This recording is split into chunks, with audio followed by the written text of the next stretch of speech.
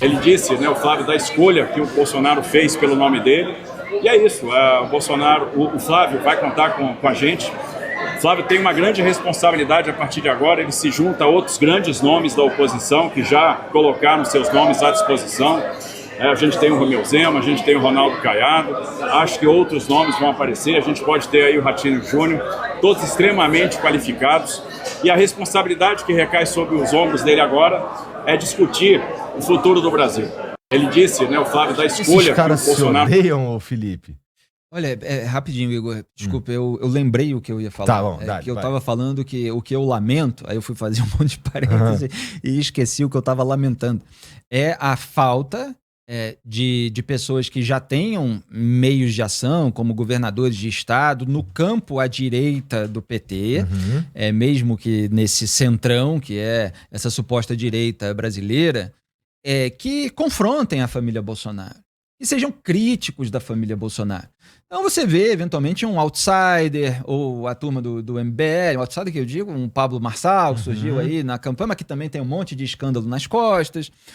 Os outros sempre estão lá envolvidos em tretas virtuais, etc., são mais jovens, eventualmente têm uma dificuldade de crescimento, acabaram de formar um partido. O Renan está falando que vai engolir o Flávio no debate. Ele vai, não faltam argumentos para alguém como ele colocar em relação aos dois lados. Mas eu estou dizendo, é um grupo que ainda não tem os meios de ação que governadores de estado têm. É verdade. Essa presença já estadual, eles têm uma capilaridade, vamos dizer assim, virtual, porque já fazem muito barulho na internet há muito tempo. Mas então, falta nesse grupo que ficou muito refém do Bolsonaro esse desprendimento.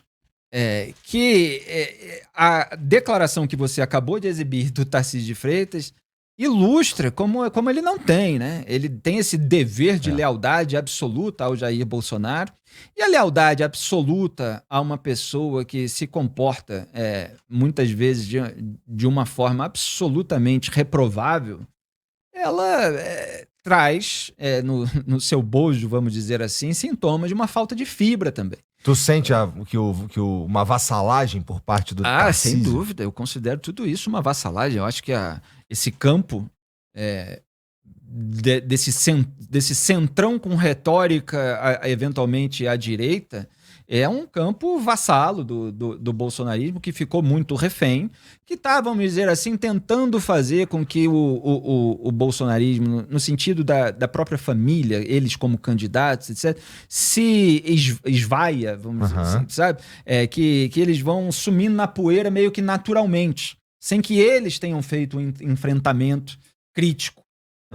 Eu, como jornalista vigilante, eu vou apontar a sujeira, apontei ao longo do governo, como apontei nos governos do PT, como aponto no Supremo Tribunal Federal, antes da família Bolsonaro, que eu estava combatendo lá o inquérito das fake news na raiz e tal, eles não. Mas aí se a gente aponta outras coisas de problema do governo Bolsonaro, eles dizem que você está ajudando o Moraes, quando eles ajudaram o Moraes sabotando a CPI da Lava Toga, legitimando o inquérito quando ainda não atingia eles.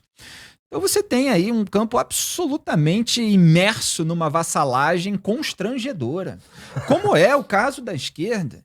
Quer dizer, olha só, não tem liderança no campo da esquerda, porque o Lula nunca deixou crescer. O Ciro, né, ele ficou com essa mágoa, esse ressentimento, porque eu entendo e falei isso outro dia, que o Lula viu no Ciro alguém com algum potencial para fazer sombra a ele.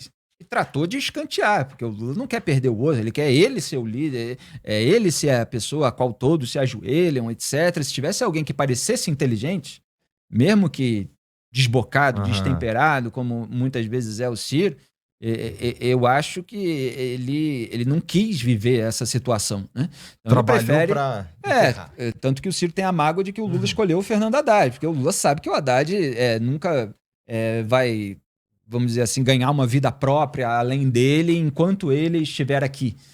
E esse é o medo agora da família Bolsonaro. Quer dizer, se eles saem, se eles ficam esquecidos e um Tarcísio vai embora e vira presidente, ou um Zema, ou um Caiado, ou qualquer outro, eles ficam para trás, né? Então eles estão tentando jogar de todas as maneiras para conseguir ainda alguma coisa. Então estão tentando essas moedas de troca para ter mais ingerência em qualquer outra chapa que possa ser mais competitiva do que eles próprios. E como é que tu enxerga que chega o PT, o lulismo para a eleição do ano que vem? Porque a gente viu em 2022 e ao longo desse governo que o PT não é exatamente, ou esse governo não é exatamente um governo de esquerda, né?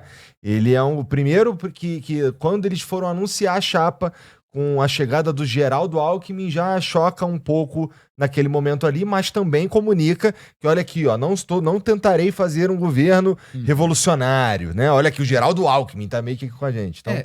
isso aí, né, só começando por aí, é uma questão matemática, que é que boa parte do bolsonarismo não consegue entender ou conceber. O lulismo, que é estratégico, malicioso, ele entende e concebe. Quer dizer, você alimenta lá a sua base radical, você tem aquela base, o lulismo tem aqueles 30% que foram acumulados ao longo de décadas desse trabalho de militância, de capilaridade nacional, de crescimento do partido, etc. Só que para ganhar a eleição, no segundo turno, eventualmente polarizado, eles precisam do eleitor moderado, de centro, independente, ou sem posicionamento, sem ideologia, como queira chamar, porque tem muitas definições possíveis e muita diversidade aí nesse meio. Então, o que eles fazem em geral? Eles pegam um vice que contemple um pouco mais essa turma, que faça essa turma olhar e falar assim, não, eles não vão ser tão radicais assim, eles não vão ser tão esquerdistas assim, pelo menos tem essa figura lá. Então já foi o José Alencar, hoje é o Geraldo Alckmin, eventualmente eles vão arranjar outro aí para fazer esse papel. O bolsonarismo sempre quer dobrar a aposta, ele sempre acaba esquecendo que precisa crescer para fora da bolha e não simplesmente se limitar à bolha. Então, em 2018, por uma série de fatores que não eram relacionados às condutas e às realizações, melhor palavra, bolsonaristas, você tinha ali boa parte da população brasileira contra o lulismo, contra o PT, contra o Lula. Porque tinha escândalo de corrupção, tinha crise econômica que estourou no governo da Dilma, mas que foi em boa parte plantada pelo próprio Lula, com a sua filosofia de gastos. Você tinha uma série de problemas no país que estavam sendo somados, não tinha uma alternativa mais desligada, mais distante. O Bolsonaro foi aquela candidatura improvisada para atender essa demanda, ele usurpou um movimento do qual ele não fazia parte, e as pessoas acabaram escolhendo aquilo. Aí o que aconteceu em 2022? Como ele passou o governo, em vez de contemplar esse movimento, esse público, etc., ele foi fazendo um governo para o seu gueto virtual. E aí ele voltou. Eu tenho um vídeo de 2020 que era a marcha de volta para o gueto. Segundo ano do governo Bolsonaro, mostrando que eles estavam fazendo aquele caminho para voltar a se encolher, que é o que acontece hoje, né? E a reação do mercado, né? A bolsa dispara, a bolsa cai, o dólar dispara. As reações nos próprios partidos políticos contra a candidatura do Flávio mostram como eles estão encolhidos, né?